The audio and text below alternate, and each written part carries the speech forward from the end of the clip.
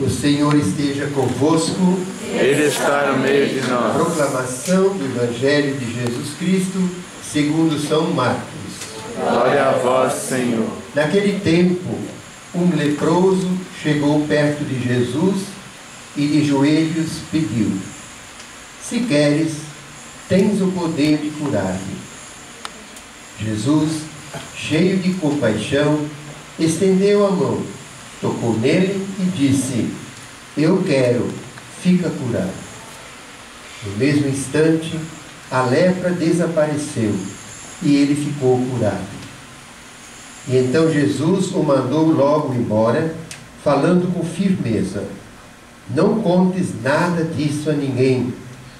Vai, mostra-te ao sacerdote e oferece pela tua purificação o que Moisés ordenou como prova para eles. Ele foi e começou a contar e a divulgar muito o fato. Por isso Jesus não podia mais entrar publicamente numa cidade. Ficava fora, em lugares desertos, e de toda parte vinham procurá-lo. Palavra da salvação. Glória a vós, Senhor.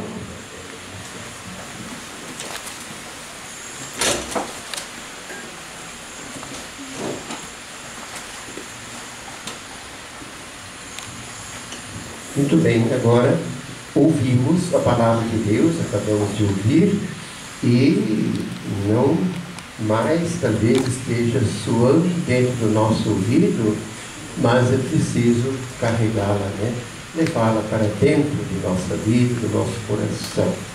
Então, a mensagem de hoje, nesse sexto domingo do tempo comum, antes de iniciarmos a Santa Quaresma, primeira leitura precisa de alguma exegese, de alguma explicação, A Bíblia é a palavra de Deus e diz que tudo está lá, foi inspirado igualmente por Deus. Portanto, tudo que está nas Escrituras Santas vem de Deus. Agora tem, ao pé da letra, a tradução literária dos homens desses ensinamentos, precisa se conhecer que para interpretar, entender direito as Sagradas Escrituras, isso não é fácil, existem leis para isso. Então, a primeira leitura, como vocês ouviram, que é do livro do Levítico, e junto com o Deuteronômio, são livros do Antigo Testamento em que estão expostas as leis de Moisés, as leis que as pessoas que seguiam a Deus deviam cumprir, o povo de Deus do Antigo Testamento. Só que havia, portanto, uma necessidade de uma interpretação direta. Aqui se tratava de um doente, de um leproso, e diz claramente que essas pessoas doentes, as da lepra, eram consideradas impuras, impuras, e portanto não podiam ficar dentro do acampamento, mas de fora, como acontecia no tempo de Jesus. Os leprosos, ninguém podia ter contato com eles, então eles ficavam fora. E Jesus interpretou corretamente isso, indo ao encontro dessas pessoas consideradas impuras e não merecedoras de viverem em comunidade. Então Deus não está dizendo que de nós deve haver exclusões, mas era mais ou menos o seguinte: o povo de Deus vivia em acampamentos, não eram cidades como hoje, em acampamentos, barracas, etc., tendas. E uma pessoa com uma doença na época considerada transmissível, pelo contato, então essas pessoas não podiam, porque ia dar uma peste e ia matar todo mundo, Então era uma medida, como é que chama isso? Profilática, quer dizer, de cuidado, como hoje tem pessoas com certas doenças que são isoladas dentro dos hospitais, Era mais ou menos, e não que nós devemos desprezar os doentes. Então Jesus mostrou o contrário. O leproso foi, pediu, se ajoelhou, ele estendeu-lhe a mão, o tocou, Está dizendo, olha, isso aí, né? A verdadeira impureza não é esta física, fisiológica, mas o interior é o coração. E Jesus vem dar a correta, como em tantas outras passagens, dessa interpretação, né, do que é pureza. Não é ter doenças, né, transmissíveis e serem excluídas da sociedade. Há que se ter cuidado, evidentemente, para não, né, expandir uma epidemia de doenças que matam pessoas, né? Então é bom se entender corretamente. Na segunda leitura, né, o apóstolo Paulo, da carta aos Coríntios, quase todas as cartas de São Paulo, ele se dirige às comunidades, dando orientações, incentivos, né, correções, faz correções de comportamento em comunidade. Então, nessa passagem de hoje diz que em todas as coisas temos que fazer tudo sempre para a maior glória de Deus. Isso foi tão forte que o monge São Bento, né, ele escolheu esta frase, esta verdade, como proposta de um seguimento a Cristo, né? Então vocês encontram sempre o O.A.D, aparece omnia ad maiorem Dei glória, que é tudo para a maior glória de Deus. Então, nossos sofrimentos, que seja para a glória de Deus, nossas alegrias, para glorificar a Deus, né? Nossa saúde, para glorificar a Deus, em tudo, em todas as coisas, sempre, né, nesse sentido as coisas, tudo para a maior glória de Deus, né? Então, isso é importante, né, para a nossa vida também, e imitarmos aqueles que conseguiram com a sua vida viver assim, como há muitas pessoas no meio de nós também hoje. O Santo Evangelho nos traz a cura de um leproso, que se vê, né? Se queres, podes curar-me. Então também aqui a gente poderia aprofundar isso, de que eu preciso, quero ser curado.